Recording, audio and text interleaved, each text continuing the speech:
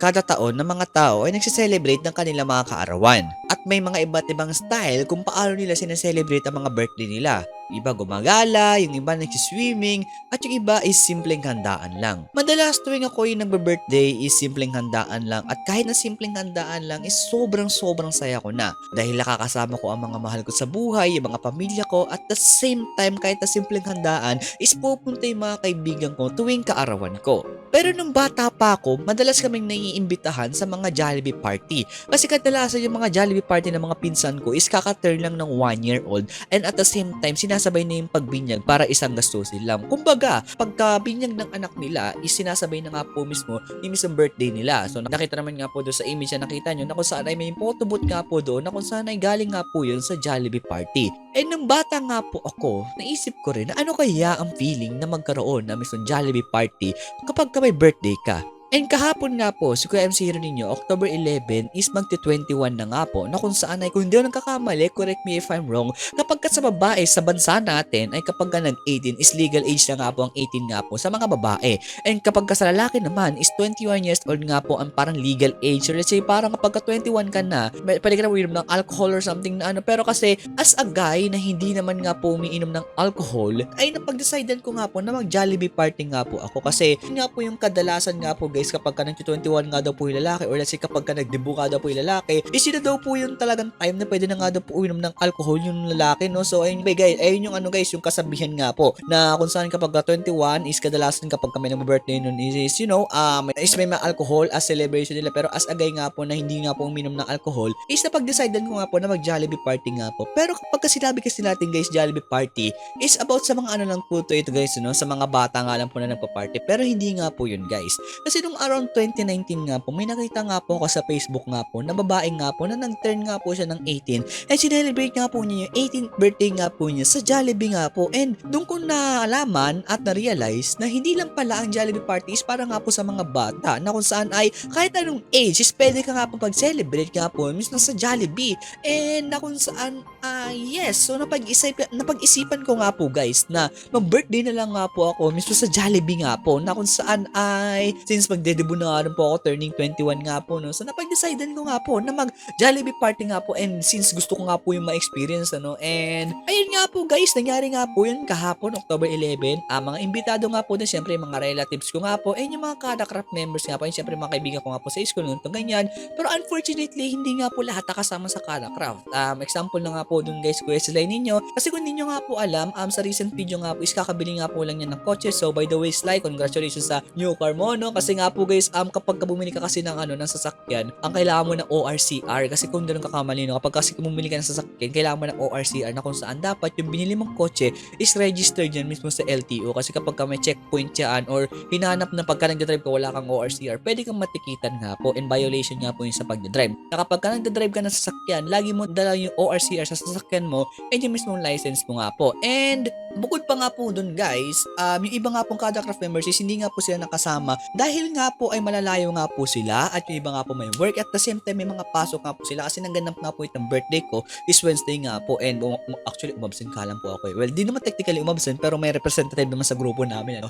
Pero ayun, so kasama rin yung mga kaklase ko and actually dito nga po mismo sa vlog na ito, hindi ko pa nga po siya na-edit. Hindi ko pa nga po alam kung ano yung magiging takbo na itong video na ito pero kung medyo magulo man ito, siguro mag-voice dub na alam po ako, no? Pero ayun, so I hope na magiging maganda yung pag-edit ko ng video na ito and yeah, so siguro roll the intro na nga po, no? Para mapanood nyo na nga po yung vlog nga po natin na kung saan ay 21st birthday nga po ni Kuya MC Hero ninyo kahapon.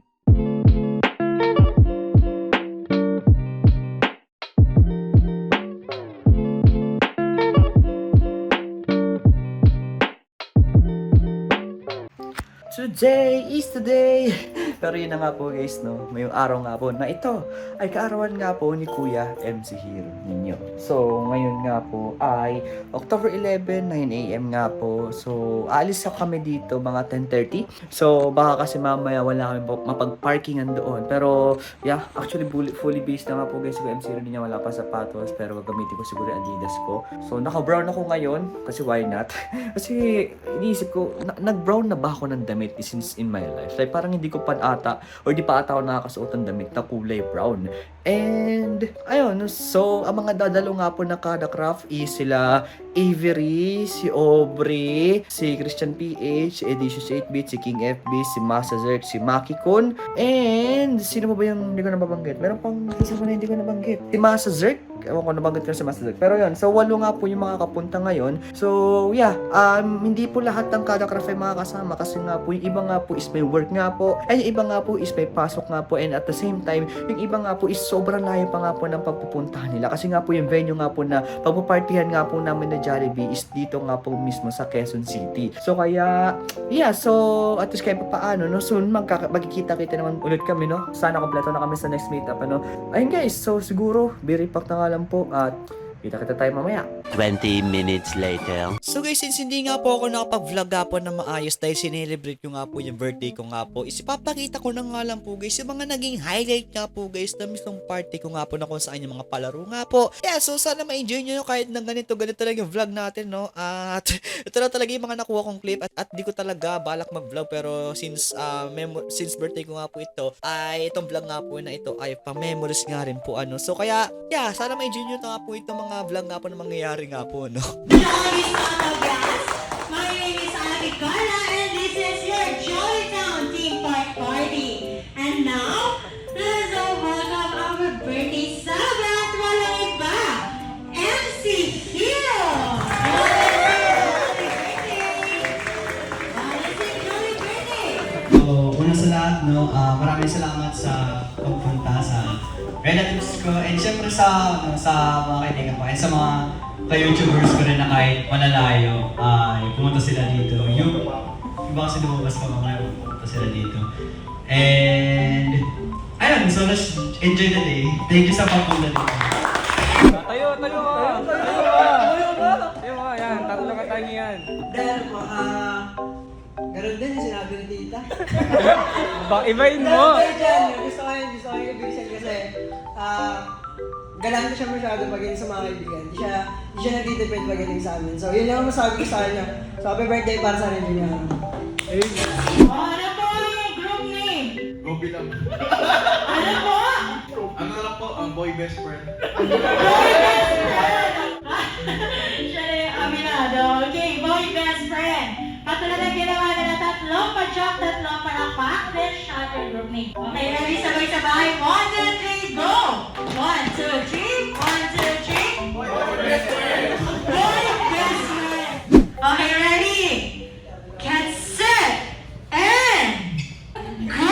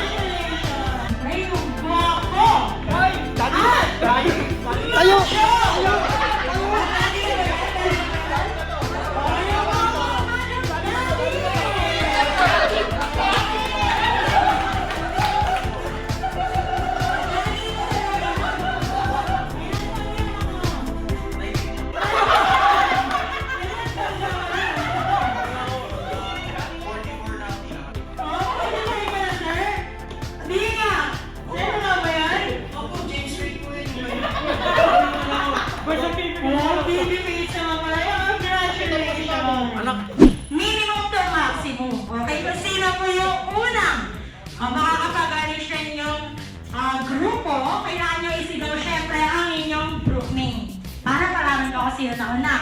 Okay? Malinaw po ba? Malinaw? Okay, kailangan natin ng 3 points. Okay? Okay, ready? Minimum to maximum, arrange yourselves according to your feet size.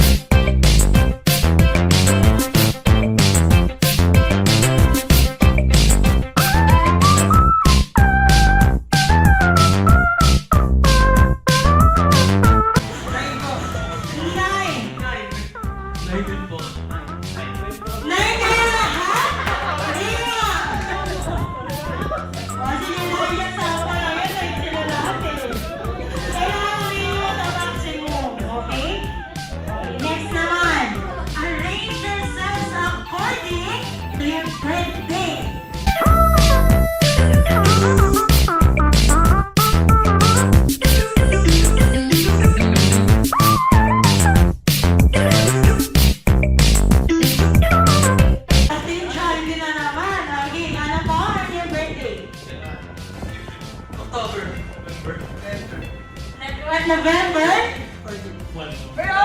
Hey! Arrange yourselves according to your waistline.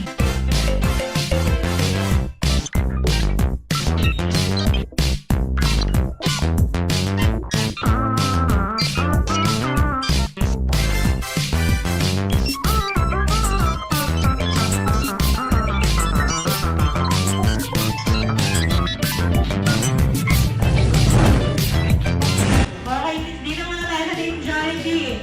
O waistline. 31. Parang gawin-gawin lang. Ayan. O, totoo. Sige, congratulations, Team Jollibee!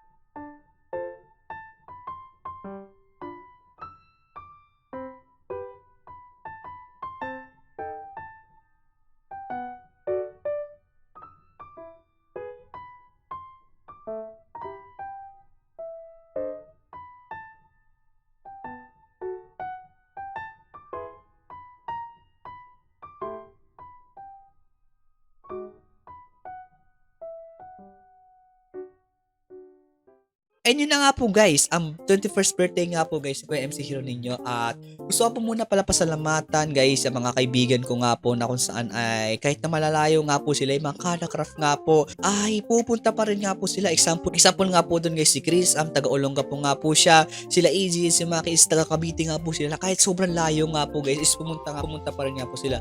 Maraming salamat nga po guys sa inyo. And syempre sa mga Kanakraft members nga po na dumalo na sila, King FB, si Edicious Pit, si Master Zert nga po, no? At yung mga iba pa nga po na dumalo nga po na kaibigan nga po ni Chris, namin ni Chris. Maraming salamat nga po guys sa pagpunta ninyo. Kahit na sobrang busy nyo nga po at may mga errands kayo kailangan puntahan, is pumunta nga po kayo sa birthday ko nga po kahapon. And syempre sa mga kaklase ko at sa mga kaklase ko nga po and mga kaibigan ko nga po sa mga pinsang ko, no? Maraming salamat nga po sa inyo kasi kahit na may trabaho nga po kayo at may klase nga po kayo, umabsent nga po yung iba sa inyo. Paka-attend nga lang po dito sa Jollibee party nga po guys ni Kuya MC Hero ninyo, no? And syempre maraming salamat sa family ko sa pagsuporta sa akin, no? At syempre maraming salamat kay Lord kasi patuloy niya ako akong binibigyan or pinapa-feel sa akin yung every taon is nagse-celebrate ako mismo ng birthday na kung saan ay kada taon. Salamat kay Lord kasi hindi niya rin tayo pinapabayaan, no? At the same time, maraming salamat guys sa inyo kasi kung hindi dahil sa inyo is hindi ko nga po magagawa ang Jollibee party nga po na ito. Maraming salamat kayo sa tulong ninyo. So, yung regalo nyo sa akin, ito na nga po yun, yung pagsusuporta ninyo, no? Siguro bonus na nga lang po yung 500k subscribers. 76% na hindi pa subscribe. Pero yun na nga po guys, to. Maraming salamat guys sa pagsuporta nga po guys kay Kuya MC Hero ninyo. Kahit na hindi gaano tayo ganun ka-productive ngayon this year sa pag-upload nga po ng videos. Babawi ako soon kapag nakapagtapos nga po ng pag-aaral ko MC Hero ninyo for now kasi third year. Sobrang hirap guys. Sobra as in ang hassle guys pagsabay ng school at ng YouTube nga po, no. Pero yun, so, yeah, I think dito ko na rin tatapos the video to and sana GGK. And now, yun nga po yung video nga po natin, no, na kung saan ay si Kuya MC Hero ninyo nga po ay nag-Jollibee party. Jollibee, baka naman. MC Hero X Jollibee. Kung hindi MC Hero X Jollibee, Jollibee X Kadocraft, sponsor, partner, joke lang. Pero yun na nga po guys, maraming salamat kayo sa panonood nga po guys. And kita tayo guys sa susunod na video. And I hope na kapag ka nagkaroon ng Kadocraft Eat Up is kompleto na nga po tayong lahat. Pero sina po guys, goodbye. Stay awesome.